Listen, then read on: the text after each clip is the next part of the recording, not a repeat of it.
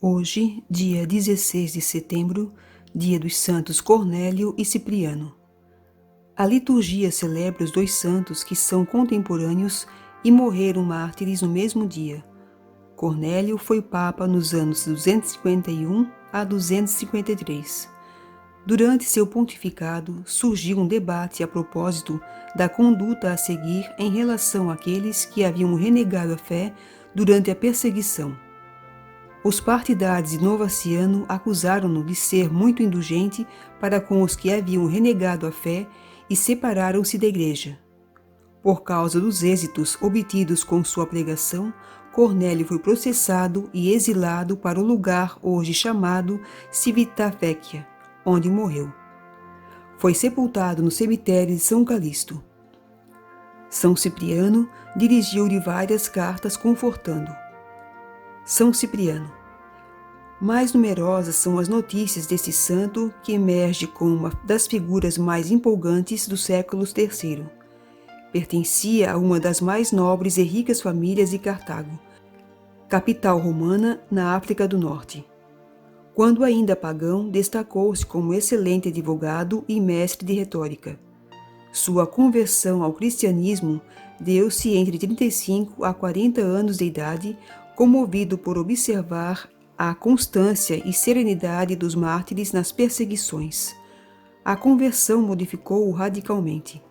Decidiu praticar, sobretudo, as virtudes de caridade e da castidade.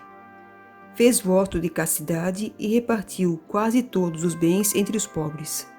O impacto social da conversão de sua atitude foi enorme, dada a sua fama anterior. Pouco tempo depois, foi ordenado sacerdote a pedido do clero e do povo e, ao morrer o bispo de Cartago, foi forçado a suceder-lhe no cargo. Os anos de seu episcopado, 249 a 258, foram dos mais difíceis para a Igreja africana. Duas perseguições contra os cristãos, a de Décio e Valeriano, marcaram seu começo e seu fim, e uma terrível peste graçou pelo norte da África, semeando mortes. Problemas doutrinários, por outro lado, agitavam a Igreja daquela região. Quando, em 249, o imperador Décio decretou a perseguição contra a Igreja, muitos católicos selaram a fé com o próprio sangue, outros, porém, fraquejaram. Não tardou que a perseguição chegasse a Cartago. Os pagãos reuniram-se no grande fórum e, em altos e apaixonados gritos, exigiam a morte do bispo cristão Cipriano. Este, em fervorosas orações, procurava conhecer a vontade de Deus. Para poupar o rebanho, embora desse preferência ao martírio, achou mais acertado seguir o conselho do Evangelho. Se vos perseguirem numa cidade, procurai outra. Do esconderijo pôde prestar grandes serviços à Igreja, exortando, consolando e animando os próprios fiéis.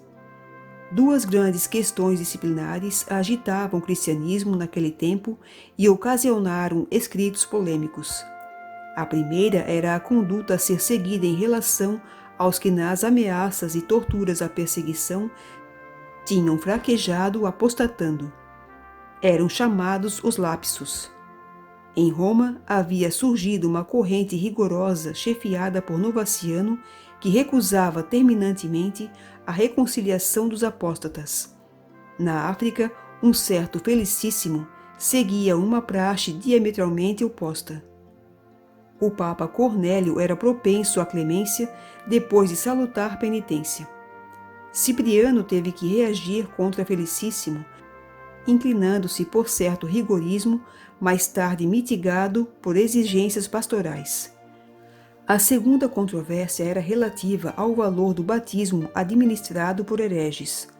O Papa, seguindo a tradição, reconhecia válido o batismo dos hereges, contanto que tivessem sido observadas as condições de matéria e forma.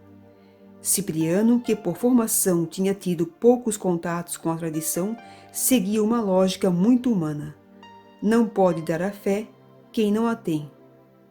A questão ficou sem solução devido às dificílimas complicações da perseguição em vigor.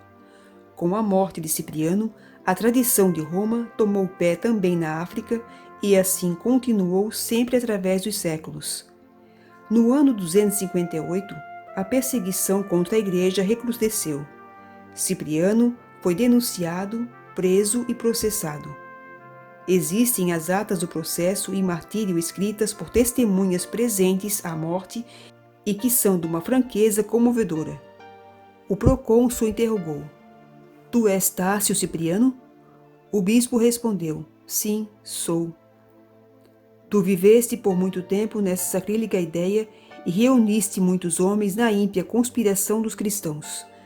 Tu te fizeste inimigo dos deuses romanos. Por essa razão, com tua morte serás uma advertência para aqueles que associaste a ti. Dito isso, leu a sentença.